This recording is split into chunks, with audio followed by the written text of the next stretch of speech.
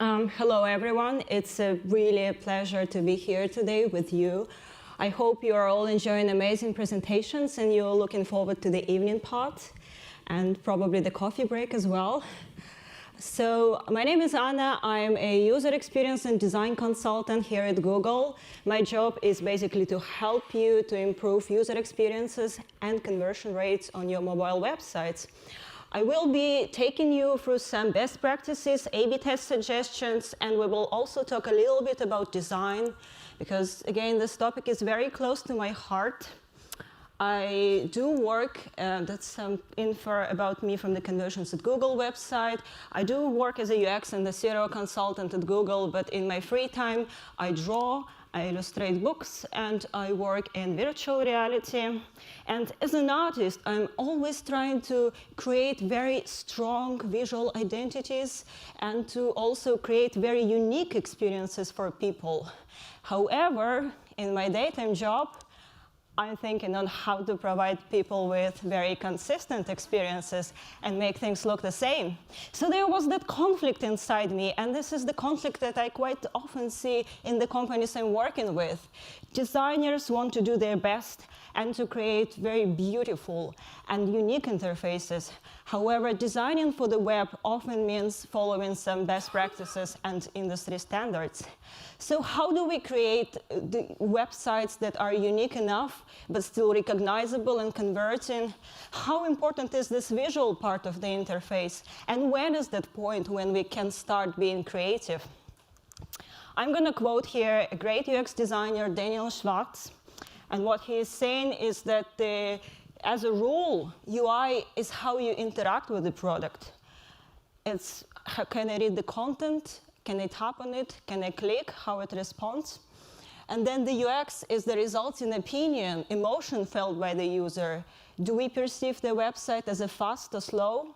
Does it make us feel happy or really frustrated?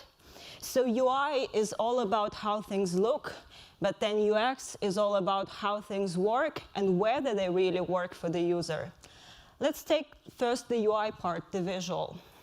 As a UX and a SEO consultant, I can confirm that the visual design still matters. It is still very, very important. Good visual design would help make things look intuitive, obvious. It's going to help people recognize things and understand how they can interact with the content. And I'm just going to give you some example of our own products. Back in the days, we had a very inconsistent design and very inconsistent experience across Google products. And we decided that we do need to develop some guidelines of UI design that we can use across all platforms. And you probably know what I'm going to talk about now. We developed and published online the components of Google Material Design, and it's all based on the 3 key principles. The first one is the principle of tangible surfaces. The next one is the meaningful motion. And the last one is the classic tradition of the graphic design. And we do believe that it helps to build very intuitive interfaces and helps people to recognize how to interact with the content, because every single piece of the UI is considered to be a piece of a digital paper, and it responds to the actions of the user, and it interacts with other elements of the UI as a piece of actual physical material.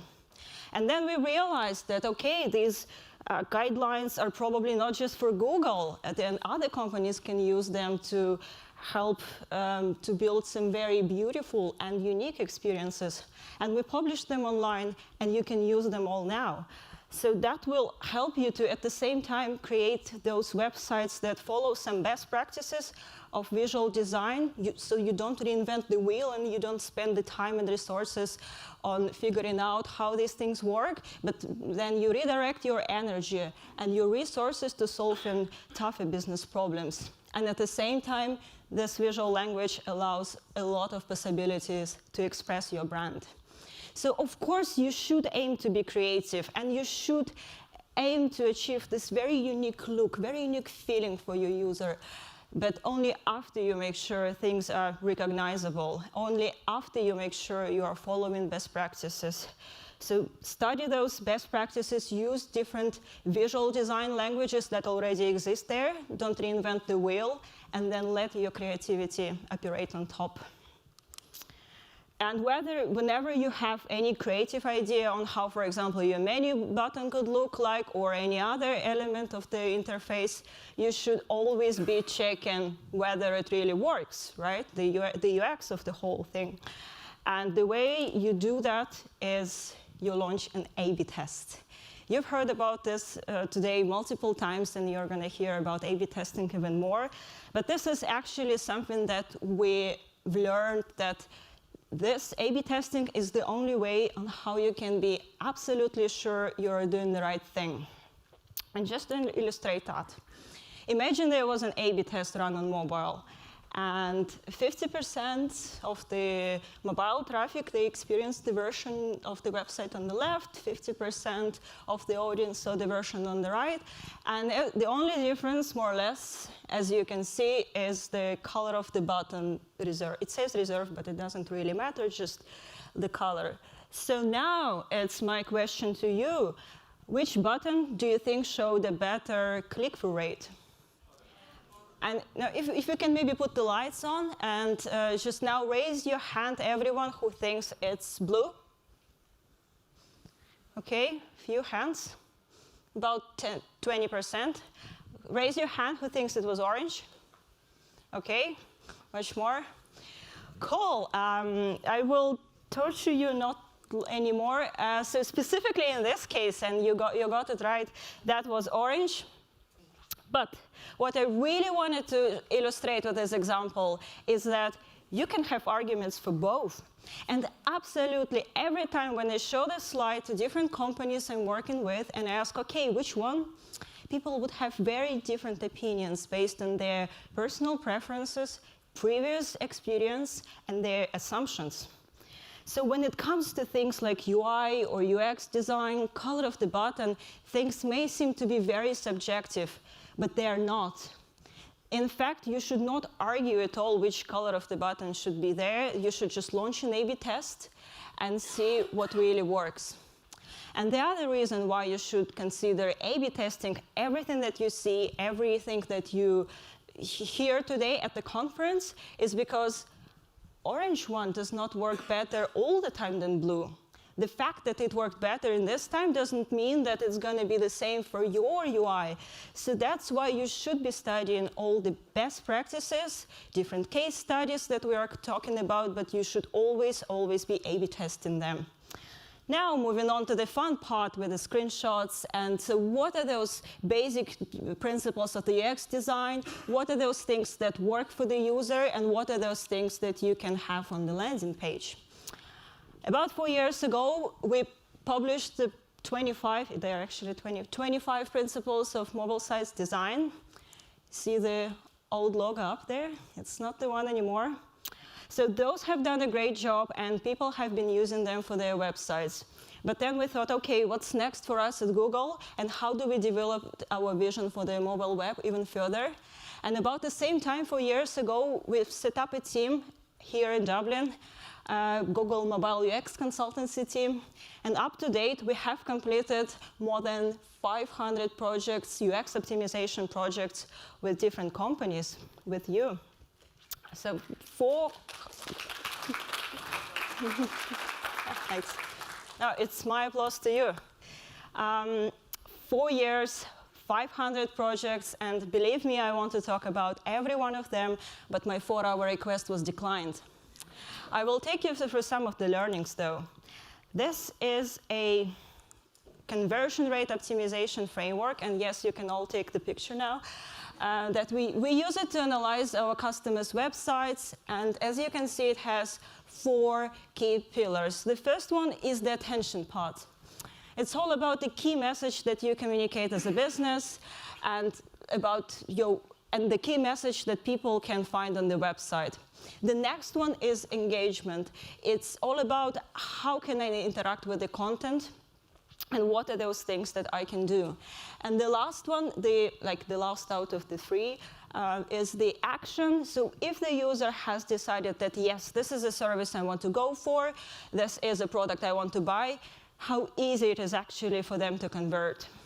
And the last one, the green, the flow, it's kind of always there. It's all this conversation about speed and performance that you're listening from us. And it's something that the site hygiene, so everything about making sure the site is always functioning well. I'm going to focus on the attention part today because that is something which is relevant to the homepage and the landing page design. But later on, at the end of presentation, I will also share with you some Go links and checklists where you can find the rest of recommendations. So watch out. And the homepage and landing page is all about the first impression that you create with the user. Imagine the user came to your landing page for the first time. They probably came from somewhere, and they have certain expectations. So different studies show that the majority of people will decide whether your website meets their expectations or not from what they see above the fold. Crazy. That's why it's very, very important on what exactly you put there. I'm going to talk through the example from retail, but then later on we will see some other ones.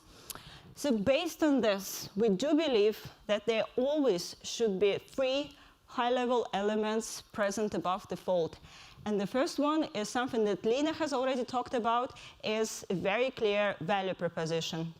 Something that makes you stand out from your competitors, something that would describe you as a business, and also the reason why people should stay on your website and continue engaging with the content. And this should be something which is relevant to all users. So, for example, some discount or information on the free delivery, or some value, like some statement on who you are. There also should always be a call to action, and that is something that you all already know. It's also fine if you have multiple call to action above the fold. That is the way you actually give different types of users different ways to explore the content. For example, if I already have a certain purchase intent, if I already have an idea of what I want to buy, I can start searching for a keyword, right? If I'm spontaneous enough, and I don't know what I want to buy, I can click on the promo banner. Or if I just want to understand what is the full range of services, the full range of products that you're offering on the website, I will start scrolling down the high-level categories. And the last one, but not least, are the visuals. Never underestimate the importance of visuals. These can be images, different visuals illustrating your product or service range. It can be visuals supporting your value proposition, or it can be images of some happy people, some happy picture of the future where the user can get if they use your product or your service. And this rule, again, it's very universal. It is something which is relevant to all of you. To show you some more examples from other industries, so the N26, they have a very nice call to action, very contrasting color. It grabs all my attention. I'm very clear what I can do on this page. I can open a bank account. The visuals support quite well the value proposition. It's all about mobile and about banking. Now, the Love Holidays example I like because it shows how you can structure your value proposition into key 3 bullet points and make them really stand out. For different B2B services or just different products, the value proposition can be a little bit more comprehensive. It may consist of several parts, like a headline, a sub-headline, and then sometimes they use so-called boosters, like no credit card required, or free trial for the first month. So something that would resolve the user anxiety, and something that would say nothing bad is going to happen if I click there. Cool. So that's, again, this very basic but very important rule of the 3 elements of the first impressions, and I'm going to just walk you quickly through all of this. The value proposition is very, very important, and you should also check what message exactly works for your target audience. We've been working on optimizing user experience for Kissmia.com. It's a dating website, and they had this idea of different value propositions that they wanted to test for users who come to their website for the first time, and the action for them is to create an account.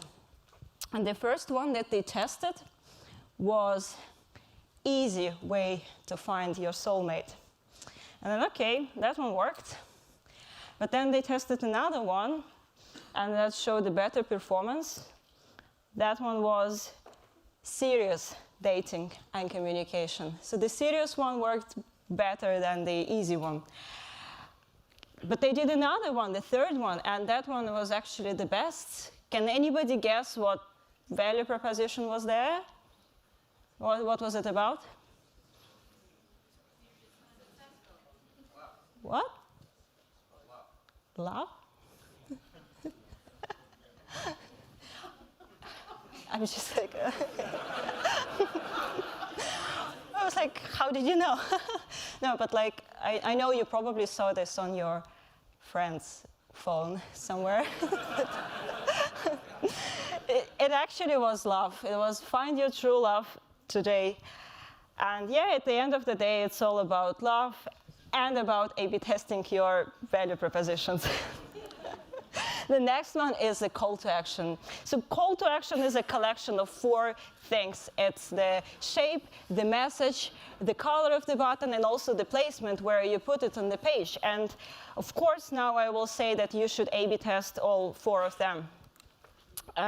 So regarding the color, the rule here, the more contrast, the more bright is the color, the more attention it is going to grab, and then the more people are going to click and interact with it. So if you have, for example, just 1 button per page, you can afford to have a very bright color.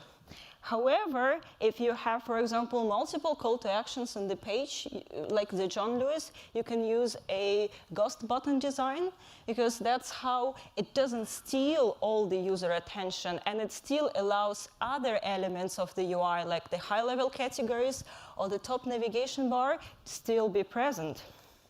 Regarding the placement of the call to action, if you have just one key action per page, you can consider fixing it either on the top or on the bottom of the page. The second one is a little bit more mobile friendly, because if I hold the device with one hand, I don't have to change the way I hold it in order to tap, right? But you should absolutely A/B test all the options. And then this is a very elegant solution, rather than duplicating the same call to action many times if you have a really long page. This is the way how the user will always see the call to action and always be aware about it. And if you have search, and especially if it works really well, this is one of the most important call to actions that you should have on your landing page. Different A/B tests show that the more you expose the search bar, the more prominently you show it, the more clicks it's going to get, the more searches you're going to get. And okay, that's fine, but like why we should be A/B testing this, why we should display it more prominently, the only thing you should check, you should go to the Google Analytics and see what is the conversion rate for people who use search. And what we usually see in Google Analytics of our clients, that the conversion rates for these people, they are much, much higher than for people who don't use search. That's why these people, they came to your website with certain purchase intent, with an idea of what they want to buy. And you need to provide them with an excellent search functionality, display the search bar prominently, and make an emphasis on this with design. It's not only about the call to action being there above the fold, but also about why it is there. Go into Google Analytics, understand what are those key call to actions that drive most of your revenue, what are the most important call to actions for your users, and use design to highlight them, to put an emphasis on them. The last one, it's actually not the last one, but the next one is the visuals. Never underestimate the importance of visuals. Do always use them, no matter what industry you operate in. Even if you're finance or a B2B service, this is something which is very important to support your value proposition.